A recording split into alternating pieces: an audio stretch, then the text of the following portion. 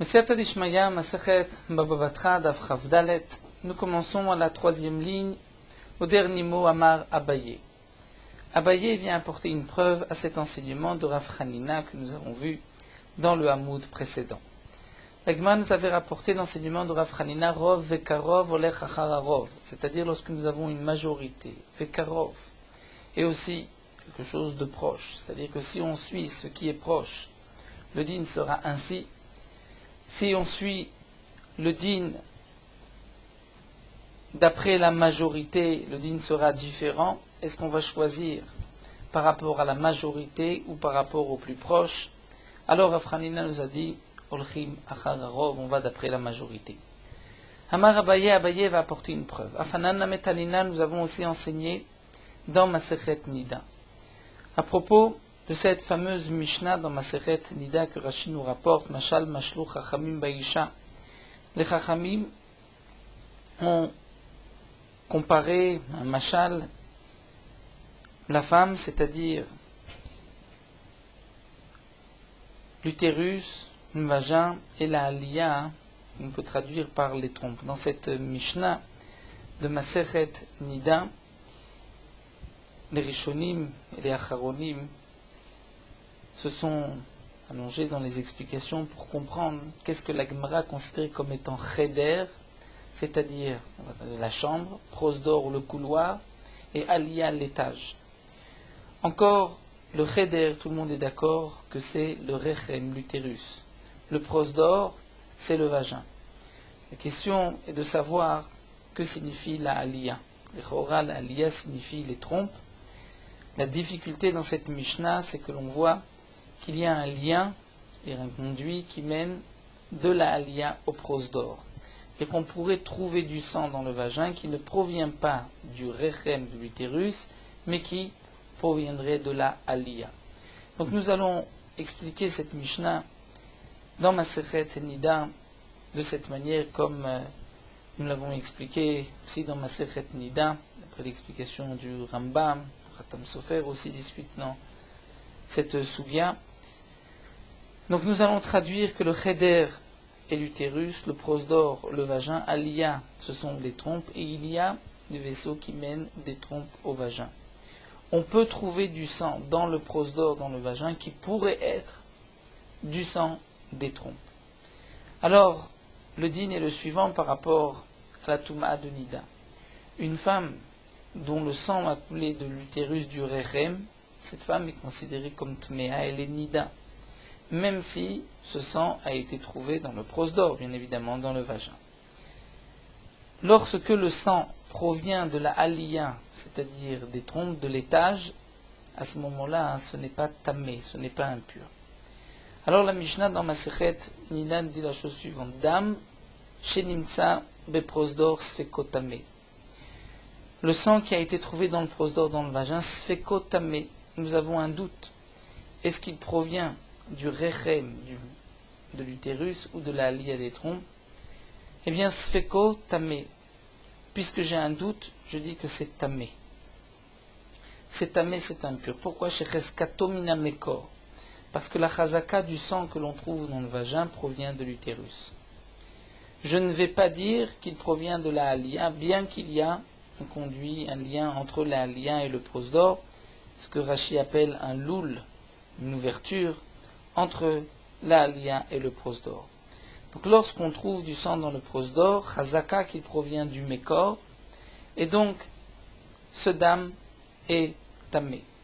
Pour quelle raison nous avons une chazaka qui provient du mekor? Rashi nous dit, étant donné que le rov du sang que l'on trouve est du sang du mekor, donc on ne va pas dire que ça provient de la aliyah. Bien que la aliyah se trouve plus proche du prosdor que l'utérus, que le rechem, que le cheder. On peut l'expliquer aussi, si les trompes sont couchées vers, au-dessus du vagin, dans ce cas-là, les trompes se trouvent plus proches du vagin que le mécor, que l'utérus. Donc d'un côté, nous avons un rov. Le rov du sang qu'on trouve dans le prosdor provient du mécor. Mais il y a aussi du sang qui provient de la aliyah des trompes. Ce sang est plus proche, Si on veut dire qu'on va d'après le karov, on devrait dire que ce sang provient de l'Alia, et donc il est tahor. Donc on voit, nous dit Abaye, que sfeko tamé, parce que la chazaka mina mekor, on tient compte du rov, va falgav dit qu'Alia de mekarvé, bien qu'il y a le sang qui pourrait, donc ce sang qui pourrait venir de l'Alia, des trompes, qui est plus proche. Alia de mekarvé. Donc rov vekarov, on voit qu'on va d'après le rov. C'est une preuve à l'enseignement de Rav Hanina. Amalé Rava, mais Rava lui dit non, rov ou matsui ka martin. Ici, c'est différent. Dans le cas de la Mishnah, dans Masechet Nida, ce n'est pas juste un rov, une majorité, où on peut dire rov et karov ou lechachararov. C'est rov ou matsui. C'est-à-dire, le sang du rechem, de l'utérus, est plus fréquent que le sang de la lia. Donc il coule aussi, nous dit Rashi, plus souvent de l'utérus vers le prosdor, alors que le sang de la lia ne coule pas souvent dans le prosdor. Donc puisque ici c'est rov ou matsui, c'est-à-dire pas seulement une majorité de sang, mais c'est plus fréquent, dans ce cas-là, rov ou matsui li kaleman de amar, il n'y a personne qui est en marloquette avec Rav Hanina, tout le monde est d'accord avec Rav Hanina. Le chidouche de Rav Hanina, c'est lorsque nous avons juste rov contre karov. Mais rov ou matsui contre karov, c'est sûr qu'on va d'après le rov et le matsui. Il est tanné Rabbi Chia, puisque Rabbi Chia nous enseigne Damanimtsa be prosdor chayavim alav albiat migdash, du sang qu'une femme aurait trouvé dans le prosdor, dans le vagin. Si cette femme rentre au Beth Amigdash alors qu'elle est impure, donc en état d'impureté, il y a donc le korban en conséquence. Et on apportera ce korban, c'est que nous n'avons pas de doute, on est sûr que le sang provient du rechem. Vesorfim alavet atruma. Si, à cause de ce sang, donc on considère que la femme est impure, et la femme a touché de la terouma, on brûlera cette trouma. Donc nous n'avons pas de doute, puisque dans un cas de doute, l'orlim velosorfim, on ne brûle pas, mais on ne consomme pas. Ici on voit qu'on va brûler. Ici on voit qu'on va apporter un korban. Donc, nous dit Rashi, nous n'avons aucun doute. Nous sommes sûrs que le sang provient du rechem. C'est ce que Rava vient donc apporter comme preuve. Là c'est rov ou matsui. C'est le rov et le matsui. Rov ou matsui, tout le monde est d'accord. Donc il n'y a pas de preuve à l'enseignement même de Rav Hanina. Rav Hanina parle de rov et karov. Fama Rava, et Rava poursuit, nous dit Shma Minam et de Rabbi Chia. On pourrait déduire donc maintenant de Rabbi Chia de cet enseignement, là, 3 enseignements. Shma Mina que Rov et Karov olech achararov. On peut déduire de Rabbi Chia que lorsqu'il y a un Rov et un Karov, donc le Rov c'est le sang de l'utérus, Karov c'est le sang de la Alia, et bien on voit qu'olech achararov, puisque Rabbi Chia nous a dit qu'on va brûler la terouma et qu'on sera chayav d'un korban parce qu'on est rentré dans le Beth Amigdash en état d'impureté. Shema Mina, on pourra aussi déduire que Ruba de Horaïta, que la notion de Rov, c'est une notion Minatora, puisque si on apporte un korban, si ce n'est que Midi Rabbanan, on ne peut pas apporter un korban. Mais Shema Mina, 3e point, et Talé de Rabbi Zira, on vient apporter une preuve à ce que nous dit Rabbi Zira. Damar Rabbi Zira, Afapish Daltot Medina Neulot, bien que les portes du pays sont fermées, c'est-à-dire, là nous avons besoin de Rashi, concernant la fameuse Gemara dans Masechet Ketubot des Teshachanuyot des 9 magasins. 9 magasins nous vendent de la viande cachère. Et un seul magasin vend de la viande non cachère, de la viande nevela. Lorsqu'on a trouvé un morceau de viande, on va faire intervenir le klal kol des parish merouba parish. Tout ce qui s'est déplacé provient de la majorité. Puisqu'il y a une majorité de boucheries cachères, il y a 9 boucheries cachères, donc certainement que cette viande provient de la boucherie cachère, on pourra la consommer. Et la Gemara nous dit que parfois nous avons besoin de deux rov. Lorsque la Gemara nous dit par exemple, Masechet Ketubot, que les portes du pays sont ouvertes. Donc il y a 2 rov. Il y a le rov des bouchers, les shopratim, ceux qui abattent les bêtes, ici. Mais étant donné que les portes de la ville sont ouvertes, il y a aussi un rov du reste des alentours. Et les alentours dans le cas où les bouchers, ceux qui abattent les bêtes sont des juifs. Donc nous avons 2 rov. Dans ce cas-là, on pourra être marchir la viande, puisque nous avons le rov, la majorité de la ville, et le rov de ceux qui rentrent, qui viennent de la ville des alentours. Eh bien, la Gemara vient apporter ici une preuve à cet enseignement de Rabbi Zira. Rabbi Zira lui dit que non. Damar Rabbi Zira, falpish daltot medina neulot. même si les portes du pays, d'une ville sont fermées, et donc je n'ai pas le rov des alentours, je n'ai que le rov des boucheries de la ville, pour Rabbi Zira, c'est suffisant. Eh bien, Rava nous dit, de notre enseignement ici de Rabbi Chia, on peut apporter une preuve à l'enseignement de Rabbi Zira. Pourquoi? De Aïcha, de Chidaltot Medina Neulot Damia.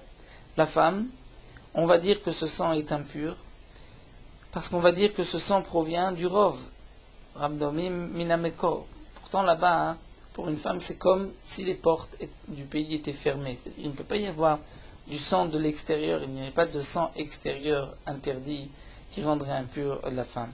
Donc on voit que là-bas, pour la femme, je n'ai qu'un seul rov, Afilo Achikazna Batarouva, et on voit malgré tout qu'on va d'après la majorité. Donc c'est une preuve à cet enseignement de Rabbi Zira, que même si les Daltot Medina Neulot, donc je n'ai que le rov de ces 9 magasins ici, c'est suffisant. La Gemara poursuit, Rava ou Deka Amarov ou Matsui Leka Lemandamar. La Gemara s'étonne. Comment Rava vient de déduire de cet enseignement de Rabbi Chia que Rov et Karov olech achar harov? Comment Rava, qui lui-même auparavant a voulu contrer cette preuve lorsqu'on a apporté Rabbi Chia et qu'on a voulu dire voici que des enseignements de Rabbi Chia, on voit que Rov et Karov, Rava nous avait dit non, là-bas ce n'est pas un Rov, c'est un Rov ou Matsui. Et là-bas, tout le monde est d'accord. Ensuite, on voit que Rava poursuit, nous dit, mais de Rabbi Chia, on peut déduire que Rov et Karov olech hararov. Rabbi Chia venait. Donc, d'après Rava, Rabbi Chia ne nous parlait que dans le cas de Rov ou Matsui. Donc, comment Rava peut une fois aller dans ce sens-là, de dire que non, là-bas c'est Rov ou Matsui, une fois il dit non, là c'est juste un Rov, tout seul. La Gemara dit à Darbe Rava Meaï, Rava a changé d'avis de cet enseignement précédent. Donc, puisqu'il n'y a qu'un seul enseignement de Rava, donc le din est que même lorsque je n'ai que le Rov, Rov vekarov olech achararov. La Gemara poursuit, Itma chavit shetzapa benahar. Nous avons un tonneau qui flotte dans le fleuve. Amar Rav Rav Nodinim tsa keneged ir sheruba Israël mutar. Si on trouve ce tonneau de vin en face d'une ville où il y a une majorité de juifs, mutar, le vin est permis. Mais si c'est keneged ir sheruba nochim, si on a trouvé le vin en face d'une ville où il y a une majorité de non-juifs, asira, le tonneau de vin est interdit, on considère que c'est du vin d'un non-juif. Et Shmuel pense que même si on a trouvé le tonneau de vin en face d'une ville où la majorité sont des juifs, malgré tout le vin est interdit. Pourquoi Imour? Je vais dire Maï Dakra Atae. C'est-à-dire que de cet endroit-là, Dakra, qui se trouvait sur le fleuve du Pérat, nous dit Rashi, comme nous l'avons vu dans Masechet Kiddushin, il n'y a pas beaucoup de juifs là-bas. Donc au-dessus du Prat, pour Shmuel, le tonneau a pu arriver de là-bas chez nous. Il a pu descendre donc de ce fleuve. Donc là, nous avons une marloquette entre Rav et Shmuel lorsqu'on a trouvé un tonneau en face d'une ville juive. Pour Rav, c'est permis, pour Shmuel, c'est interdit. Lema, alors l'Agma propose, on n'a qu'à dire que B'di Rab Chanina, comme il fait que leur marloquette, c'est concernant le din de Rab Chanina. Marit le de Rab Chanina ou Marlet le de Rab Chanina. L'un pense comme Rab Chanina, l'autre ne pense pas. C'est-à-dire, nous explique Rashi, Rav ne pense pas comme Rab Chanina et dit qu'on ne va pas d'après la majorité. Donc Rov vekarov, est-ce qu'on va d'après la majorité ou pas? Ici, la majorité des tonneaux ne proviennent pas des juifs, mais la ville la plus proche est une ville juive. Pour Rav, on dit que si c'est en face d'une ville juive, le vin sera permis. Donc Rov vekarov, on va d'après le karov, ce qui est le plus proche. Alors que pour Shmuel, puisqu'on pense que peut-être ce tonneau vient d'ailleurs, on va dire Rov et Karov, l'air Achar, Arov.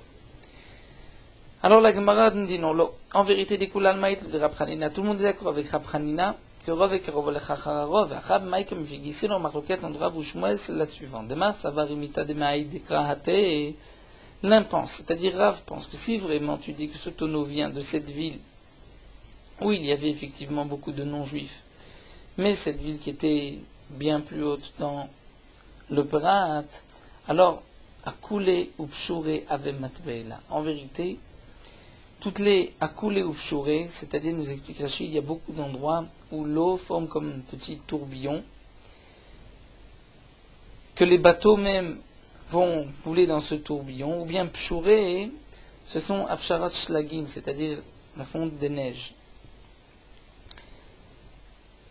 L'un pense, un madame pense, C'est-à-dire Rav pense que lorsqu'on a trouvé le tonneau en face d'une ville juive, certainement que ce tonneau vient de là-bas. Parce que si tu dis que ce tonneau vient de beaucoup plus haut, ce tonneau aurait dû depuis longtemps être arrêté par les tourbillons, par fonte des neiges, qui l'aurait déjà matbélé, qui l'aurait déjà fait couler, qui l'aurait déjà noyé, entre guillemets, ce tonneau.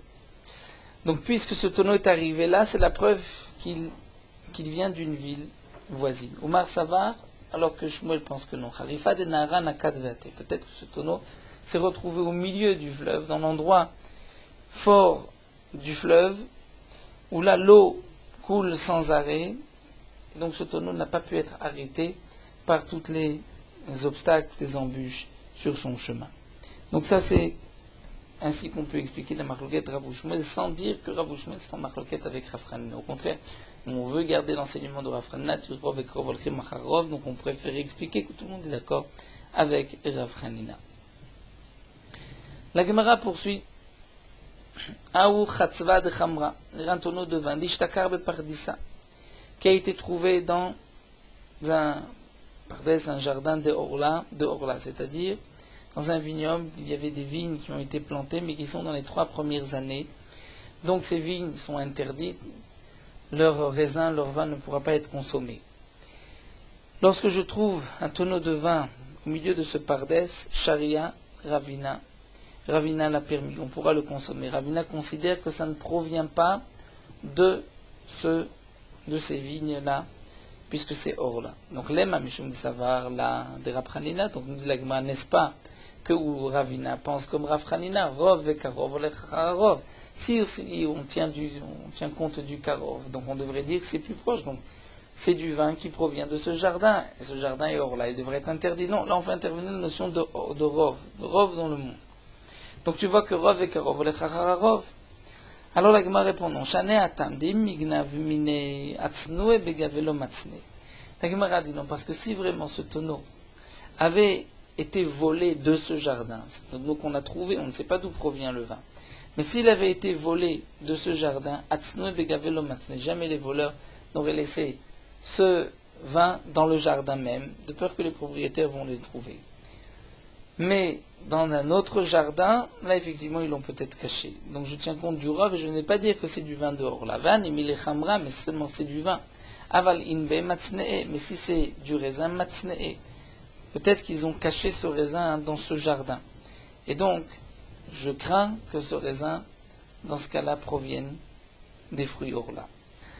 La Gemara poursuit à nous, et que de chamra, ces outres de vin, teishtakran bekoufaï qu'on a trouvé à l'intérieur d'un vignoble, parmi les vignes, et les vignes appartenaient à Israël. Charin ou Rava a permis ce vin en considérant que ce vin provenait d'un Israël. Comme Rachid explique, parce que la majorité des Israéliens qui se trouvaient dans ce coin-là, il y avait plus de Israël, la majorité des gens, c'était plus des Israël que des non-juifs. Donc Rava préfère suivre le Karov le plus proche plutôt que le Rov que la majorité, donc de l'interdire en disant que ça vient de la majorité du monde, donc d'un non-juif. Donc l'Ema, l'Osavala de Rav Hanina. Donc on n'a qu'à dire que Rava qui a permis n'est pas d'accord avec Rav Hanina, puisque je vois qu'on ne tient pas compte de la majorité du monde, on tient compte de ce qui est Karov, et ici il y a plus de Israël. Et comme souligne Tosfot, Rava nous avait dit plus haut qu'il pensait comme Rav Hanina. Donc là nous avons une sorte de contradiction. La Gemara répond non. Shane Atam, là-bas c'est différent des Rouva, des Shafro et Israël Minou, parce que la majorité de ceux qui avaient l'habitude de verser du vin d'un tonneau dans une outre pour le vendre ensuite aux passants, dans ce pays, c'était l'Israël des Juifs. Donc on dit, même si on tient compte du Rov, c'est un Israël. Précisons encore, même si on tient compte du Rov du monde, mais ici on ne tiendra pas compte du Rov du monde, on tiendra compte du Rov de ceux qui versent du tonneau dans les outres. Mais quand est-ce que je vais dire que ce vin est cachère et provient des habitants de la ville, donc des Juifs, lorsque ce sont de grosses outres? Je ne crains pas qu'elles ont été amenées de l'extérieur. Les outres, elles sont des petites outres, des drachim, là, je veux dire que c'est peut-être d'un passant, d'un voyageur, que c'est tombé, et que ce vin et peut-être le vin d'un non-juif, mais si je trouve avec ces petites outres, de grandes outres, là, je vais dire Imur ba'avroure avumandre, c'est-à-dire, je suis certain que ce vin est cachère. Je ne pense pas que ce vin vient de l'extérieur, il vient d'ici. Pourquoi? Parce qu'il y avait déjà de grosses outres. Alors pourquoi des petites? C'est pour faire le contrepoids. Je nous dis, lorsqu'on prenait une outre d'un côté, une de l'autre, parfois, d'un côté c'était plus lourd que l'autre, donc on mettait des petites outres. Donc ces petites outres ne sont pas venues de l'extérieur, des ouvriers, des voyageurs, mais certainement des gens du quartier de la ville, étant donné qu'on a trouvé aussi des avourés de grosses outres. De grosses outres, on ne les faisait pas voyager. On continue avec une nouvelle Mishnah, mais c'est une Mishnah que nous avons vue déjà dans Masechet Bava Metzia. Machikim et Taïlan minaïr esrim v'chamesh ama. On éloigne un arbre d'une ville de 25 amot. Si on veut planter un arbre proche d'une ville, il faut l'éloigner de 25 amot. Nous verrons pourquoi dans la Gemara. Pourquoi doit-on laisser tout autour de la ville 25 amot sans planter quoi que ce soit, sans planter d'arbres? La Gemara nous expliquera que c'est la beauté de la ville. Qu'il y ait une ville habitée, et ensuite tout autour il y a un endroit vide, et après il y a les champs, les jardins. Donc, on éloigne l'arbre de la ville 25 amot. C'est un arbre de charouv et karoubi ou shikma, un arbre de shikma, qui ont des branches importantes. Là, sachamishim, ama, c'est 50 amot. Sinon, ces branches vont s'étendre proche de la ville. Abba Shaul Omer Kolilan Serak Hamishim Ama. Abba Shaul dit, tout arbre qui ne donne pas de fruits, il faut l'éloigner de la ville 50 amot, parce que ce n'est pas beau d'avoir un tel arbre proche de la ville. Imaïr Kadma, si la ville avait été construite avant qu'on ait planté cet arbre, Kotsetz, on coupe l'arbre, Venonoten Damim. Et s'il y a un propriétaire de la ville, il n'est pas obligé de payer, parce que sa ville était avant l'arbre. Puis Milan Kadam, Kotsetz Venonoten Damim, si c'est l'arbre qui était avant, il sera obligé de couper son arbre, Venonoten Damim, mais le propriétaire de la ville lui donnera de l'argent. Ça fait Zekadam lorsqu'on ne sait pas qui avait été là le premier, est-ce que c'est la ville ou l'arbre? Alors le dîner, Kotsetz Venonoten Damim. On coupe, mais il n'y a pas d'argent puisque nous avons un doute. Nous allons revoir donc toute cette Mishnah. Machikim et Taïlan Miner Esrim Chameshama, on doit éloigner l'arbre de la ville 25 amot. Maïtama, pour quelle raison? Amar Oula répond Mishum Noyaïr. Pour embellir la ville, qu'il y ait tout autour de la ville 25 amot où rien n'a été planté. Pourquoi as-tu besoin de ce dîne particulier par rapport à Noyaïr? Nous avons une halakha. Autour de la ville, nous allons laisser ce qu'on appelle migrash ha'ir, 1000 amot. Et au-delà des 1000 amot, nous avons les sadot, les champs. La halakha est que enosim sadeh migrash. Lorsque j'ai un champ, je ne vais pas le transformer en migrash, c'est-à-dire en terrain vide. Vélo migrash sadeh. Si j'ai le migrash, je ne vais pas le rendre sadeh, je n'ai pas le droit de semer. Donc tu vois que de toute manière autour de la ville, tu n'as pas le droit de planter quoi que ce soit. La Gemara répond, le chidouche la Mishnah, notre tzricha les Rablezer, c'est d'après Rablezer d'Amar Osim. Sadeh migrash ou migrash sadeh. Rablezer est en machloket dans Maseret Erechid et pense que tout ce qui a été dit, qu'on ne fait pas migrash sadeh ou sadeh migrash, ne concerne que les villes des Lévi'im, comme c'est marqué dans la Torah. Mais pour les autres villes, on a le droit de planter, de mettre un arbre même juste à côté de la ville. Seulement, ici, il y a une nouvelle halakha. Pour ne pas gâcher la beauté de la ville, donc on ne fera pas dans les 25 amot. Donc ce qui est marqué dans la Mishnah, c'est vrai que d'après les Rabbanan, ils sont cholkim avec Rablezer, ce n'est pas nécessaire, parce que de toute manière on doit laisser 1000 amot. Mais d'après Rablezer, où on pourrait, puisque ce n'est pas une ville de Lévi'im, on pourrait planter un arbre jusqu'à côté, on devra quand même s'éloigner de 25 amot. La Gemara continue, les Rabbanan, même d'après les Chamim qui disent que dans toutes les villes, on ne pourra pas rendre un champ migrage et un migrage sans c'est que dans le cas où on va planter des graines zraïm, du blé ou autre chose. Avalil la note, c'est des arbres avdinan. Pour les arbres, on a le droit, avdinan, on a le droit de planter tout autour de la ville des arbres et on ne rend pas le migrage sadé. Le migrage peut avoir des arbres. Mais malgré tout, la Mishnah vient nous enseigner que les 25 amot proches de la ville, tu ne pourras pas même ces arbres-là les planter. En tout cas, la Gemara fait ici une grande différence. Il nous dit qu'il y a une différence entre les Ilanot et les Zraïm concernant le migrash. Est-ce que je peux planter dans ce migrash, donc les 1000 amot autour de la ville des arbres, ou pas? La Gemara a l'air de dire que oui. La Gemara poursuit, Umanat Imra, qui t'a dit, des Chaneh Ben Zraïm, les Ilanot, qu'il y a une différence entre Zraïm, lorsque tu vas semer du blé ou autre chose, des graines et les arbres, des Tanya, puisque nous avons une braïta. Karfaf yoter mibet sa'ataim shukaf ledira. Rashi nous rapporte ici une Gemara dans Masechet Shabbat. On a le droit de porter dans un domaine privé.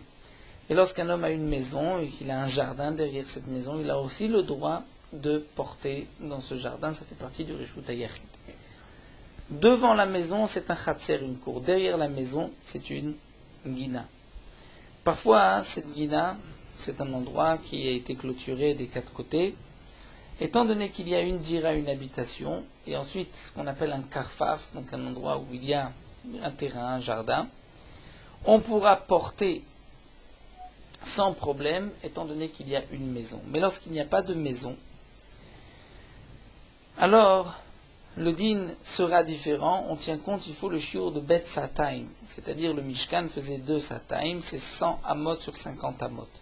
Lorsque j'ai un terrain de 100 amot sur 50 amot, les Chachamim m'ont dit on ne pourra pas porter dedans. Bien que ça t'appartient, que c'est entouré, que c'est un domaine privé, mais malgré tout ça ressemble à un domaine public puisque c'est plus large. Mais dans le cas où nous avons une maison, même si ça fait plusieurs, on dirait un Sarah Korim, 10 fois 30 CA, il n'y a aucun problème, on pourra porter étant donné qu'il y a une maison. Et là, la Braïta nous dit Karfaf yoter mibet sataim shukaf ledira. Un karfaf qui a plus de sataim, donc plus de 100 amot sur 50. En tant que karfaf, on ne peut plus porter. Mais comme Mukaf ledira, il est proche d'une maison, donc on peut porter. Mais comme il est proche d'une maison, on peut porter. Alors, Nizra Rubo, si on a semé la majorité de ce karfaf, Ariou ke Gina, il est indigne de Gina Vasour, on ne pourra plus porter. Pourquoi? Parce que nous dit Rashi, ce statut de Gina va enlever le bet dira, c'est-à-dire au début on a rattaché ce jardin à la maison, mais si on va semer la majorité de ce terrain, ce n'est plus un karfaf, qui au kaf les dira, c'est une guina et on ne pourra pas porter. Alors que nitar ou beau, si on a planté la majorité, on a planté des arbres, ça reste, le din la khatser, on pourra porter même s'il est très grand. Donc voici une différence entre un terrain où il y a des arbres, où il y a des zraïm. On continue, nous avons vu Imaïr Kadma Kotsetz Noten Damim. Lorsque j'ai un arbre à côté d'une ville, si la ville était avant l'arbre, je dois couper l'arbre et le propriétaire de la ville ne paye pas. La Gemara s'étonne. De Katane Kotsetz Noten Damim. On a vu aussi à propos du puits. Lorsque un homme vient planter un arbre à côté du puits de son voisin, les racines de l'arbre vont endommager le puits. Donc, si le puits était avant l'arbre, Kotset, tu dois couper l'arbre, Venoten Damim, le propriétaire du puits va lui payer le prix de l'arbre. Alors pourquoi? À propos du bord, lorsque je vais l'obliger à couper son arbre, je dois le payer, je dois lui donner le prix de l'arbre. Alors que ici, concernant la ville, l'arbre était avant, Kotset Venoten Damim.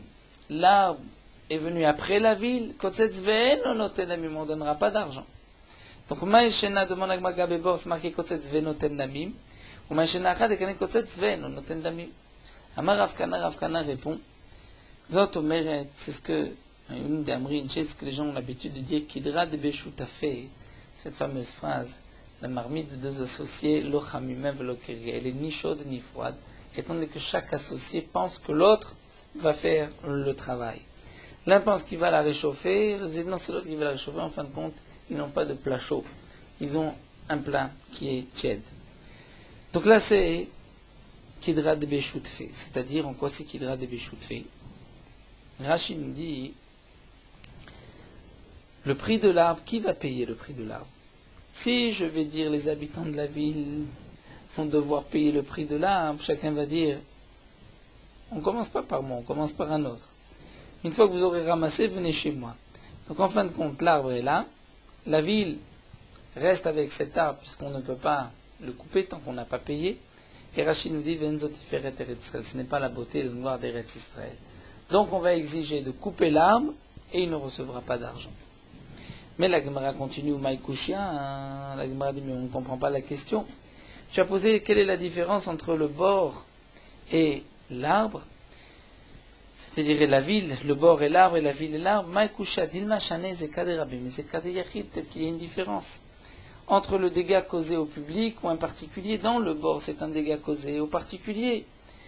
Donc là, c'est vrai que je peux exiger qu'il coupe son arbre, mais je dois lui payer. Alors que Ezekad et Rabbi, pour la ville, on dit tu coupes l'arbre et tu ne reçois rien. Donc peut-être que c'est une simple différence si c'est un Ezek causé à la communauté ou à un particulier qui t'a dit que c'est par rapport à cette nuance de Kedera de Béchout fait. Alors l'Agma reprend, oui c'est vrai. C'est peut-être que dans ce cas-là, la raison c'est qu'une différence entre Zekad et Rabbi et Zekad et Yachid. Et là, Yitma de Rav Kana, c'est fameux. Mais si on a rapporté l'enseignement de Rav Kana, il a certainement été rapporté sur ce cas-là. C'est marqué Kadam Venoten Damim. Si l'arbre était avant la ville, on coupe l'arbre, mais le propriétaire de la ville doit payer. Demande l'Agma Velemaleu, Havu libéré Shadame, Vadarikotz. Pourquoi on dit qu'il doit couper et ensuite il recevra de l'argent? Pourquoi, demande Rav Kahana, on ne lui donnerait pas d'abord de l'argent avant de lui faire couper son arbre? On lui dit tu coupes, on va te payer. Il pourrait réclamer d'abord l'argent, ensuite couper. Et là, Rav Kahana vient dire qu'Idra de Bishut fait le Chamé velo Keri, c'est-à-dire que la marmite est associée ni froide ni chaude. Si tu agis ainsi, en fin de compte, jamais on ne coupera. Si tu dis, j'accepte, il faut payer avant de couper, eh bien, chaque associé va renvoyer la balle à l'autre, c'est-à-dire chaque personne de la ville va dire, ce n'est pas à moi, c'est une autre, de payer. Donc c'est pour cela que je vais obliger de couper l'arbre d'abord, et ensuite il récupérera son argent. Parce que s'il attend son argent, et lui est bien content que ça traîne, puisqu'il laissera son arbre, donc c'est pour cela qu'il faut d'abord couper, et ensuite il recevra son argent. On termine la Mishnah, Safek Zekadam, Kotsetz Venoten Damim. Nous avons vu que lorsqu'il y a un doute, si l'arbre était avant la ville ou la ville avant l'arbre, on coupera, mais le propriétaire de la ville n'est pas obligé de payer. Alors la Gemara s'étonne, quelle est la différence avec le bord ou le puits? Dans le cas du puits, Damar Tachati Lo Yakutz, c'est-à-dire dans un cas de doute, on ne coupe pas l'arbre, lorsqu'on ne sait pas si c'était l'arbre ou le puits qui était avant. Et pourquoi ici, tu dis qu'on coupe? Alors la Gemara répond, Atam devadaï lavle mekatska et sfakin namel lo amrin nan lekotz. Là-bas, dans le cas du bord, nous avons vu que lorsque je suis sûr que mon arbre était avant son puits, on ne m'obligera pas à couper mon arbre. Donc lorsqu'il y a un doute, on ne m'obligera pas non plus. Mais à ici, devadaï le mekatska, et à propos de la ville, nous avons vu que peu importe si la ville était avant ou l'arbre était avant, de toute manière on le coupe l'arbre. Là c'est question de savoir est-ce qu'il reçoit de l'argent le propriétaire de l'arbre ou pas. Donc puisque Vadaï on coupe l'arbre, alors Sfekana me Amrinan les Kotz, on lui dira tu coupes. Non, Veim Ishum de me, si tu vas attendre l'argent, Amrinale on lui dit non, été Raya Veshakol, apporte une preuve que l'arbre était avant et tu prendras ton argent. Donc la différence entre la Mishnah de bord et notre Mishnah de l'arbre avec la ville, c'est quel aurait été le din dans le cas d'un vadaï. Est-ce que dans le cas d'un vadaï, on lui aurait dit de couper ou pas? On enchaîne avec une autre Mishnah, Machikim et Goren Kavua Minaïr. On va éloigner Goren Kavua. Goren, c'est qu'on traduit généralement par une grange. Mais en vérité, Goren, c'est l'endroit où on va séparer le grain de toutes ces épluchures. C'est là-bas où on fait la disha, on écrase le blé, et ensuite, on est zoré, on va faire cette séparation entre le grain et le motz, l'épluchure. Comment va-t-on faire? On va prendre une pelle, on va lancer le blé avec tout ce qu'il contient, et par le vent, toutes les feuilles, l'épluchure, les peaux, la paille va s'envoler. Et ensuite, ne va retomber que le grain. Si on veut faire un goren, kavua fixe, il faut l'éloigner de la ville de 50 amot. Pourquoi de 50 amot? Nous verrons dans la Gemara, parce que sinon, ce mot va rentrer dans la ville. Lo ya'ase adam goren kavua betor shelo, nous dit la Mishnah, un homme aussi ne pourra pas installer un goren kavua fixe chez lui, lemkenish 50 mama lekol roi, sauf s'il a 50 amot de chaque côté. Ou machik minetiotav shel chavero ou miniro birde shelo yazik. On doit éloigner donc aussi un goren des plantations de son voisin ou du nir, c'est-à-dire du sillon qu'il a fait en été afin de pouvoir en automne semer. Là aussi, tu dois donc l'éloigner. Pourquoi birder chez l'oyazik pour ne pas endommager? Parce que sinon, le motz, c'est-à-dire l'épluchure, la paille, va abîmer les plantations, va abîmer le nir pour la période de semence future. Alors la Gemara s'étonne, Maïchena Recha ou Maïchena Sefa. Quelle est la différence entre la Recha et la Sefa? Pourquoi dans la Recha, si on peut un peu mieux expliquer la question, pourquoi dans la Recha c'est 50 amot. Et dans la Sefa, c'est Birde Shelo Yazik. Alors la Gemara répond à Marabaye, Sefa atteint les goren chez nos kavua. La Sefa, on parle d'un goren qui n'est pas fixe. Puisqu'il n'est pas fixe, et c'est quoi un goren qui n'est pas fixe? C'est Ridame goren chez nos kavua, Marabaye, Brafuna Koch nous aurait barachat. Lorsqu'il n'est pas nécessaire d'être zoré, dire de vanner, d'enlever, faire envoler sur la paille, de le faire avec une pelle. C'est-à-dire c'est un petit tas, et le vent est suffisant pour envoyer au fur et à mesure toutes les impuretés, toute la paille. Donc là, Abaye répond. Dans la Recha, on parle d'un goren kavua, qui est fixe, donc c'est 50 amot. Dans la Sefa, il faut calculer les shelo yazik. La Gemara continue, ça c'est la réponse de Abaye, Ravashi Amar Matam Kam. Ravashi dit non, la Sefa vient expliquer la Recha. Maïtam Amachim goren kavua minaï Ramishimama pour ne pas qu'on endommage. Il ne faut pas croire que ce sont deux shiurim. Mais Tivelagma vient objecter. C'est marqué Machikim Goren Kavua Minei Hamishim Mama. On va éloigner un Goren Kavua lorsqu'on le fait avec une pelle, donc c'est quelque chose de fixe. On l'éloigne 50 amot de la ville. Et ensuite, la Braïta qu'on lit, Shem Shemachikim Minei Hamishim Mama. De la même manière qu'on s'éloigne de la ville 50 amot, Machikim Idloav Mekshoav. On s'éloigne des légumes de la ville, Minetiotav de ses plantations, Miniro Shel Chavero et du Nir, dire du sillon de son prochain, donc là aussi on peut dire Migloa, Makshua, Migloa, Niro, Shel, Chavero, tous ces en facteurs, tout ça de son ami, Chamishi, Mama, pourquoi Kedesh Shelo Yazik. Donc là dans cette braïta on voit que même le shiur de Kedesh Shelo Yazik c'est Chamishi, Mama. Donc là Gma Dibish, la Malé Ravashi, Nicha pour Ravashi, on comprend. Puisque Ravashi, il n'y a pas de différence aussi dans la Mishnah, Goren Kavua ou pas Kavua. La Sefa et l'explication de la Recha. Pourquoi 50 amas Kedesh Shelo Yazik? Donc là aussi tu diras 50 amas Kedesh Shelo Yazik. Elle a Abaye Kasha, mais pour Abaye, nous avons une question. Pour Abaye, nous avons une question puisque pour Abaye, il y a une différence entre le shiur Kedesh Shelo Yazik où on parle d'un Goren Sheno Kavua et Chamishi Mama. Alors la Gemara dit effectivement Kasha, c'est une question. Bien que comme le souligne Tosfot, Abaye a expliqué la Mishnah qu'il y a une différence Goren Kavua ou pas Kavua, alors que dans cette dernière braïta on parle d'un Goren Kavua. Donc Goren Kavua c'est 50 amot. Mais comme le dit Tosfot, c'est vrai que Goren Kavua c'est 50 amot, mais il y a aussi marqué Kedesh Shelo Yazik. Donc si tu vois que Kedesh Shelo Yazik peut se traduire 50 amot, traduis-le aussi ainsi dans la Mishnah. C'est ainsi que Tosfot comprend la question de la Gemara. Alors la Gemara termine avec une petite question, Bishlamam Makshoav Imedloav. Encore je comprends pourquoi on doit éloigner des courgettes, de la courge, de son prochain, pourquoi de son voisin, des asiles Avka Vatebelibé.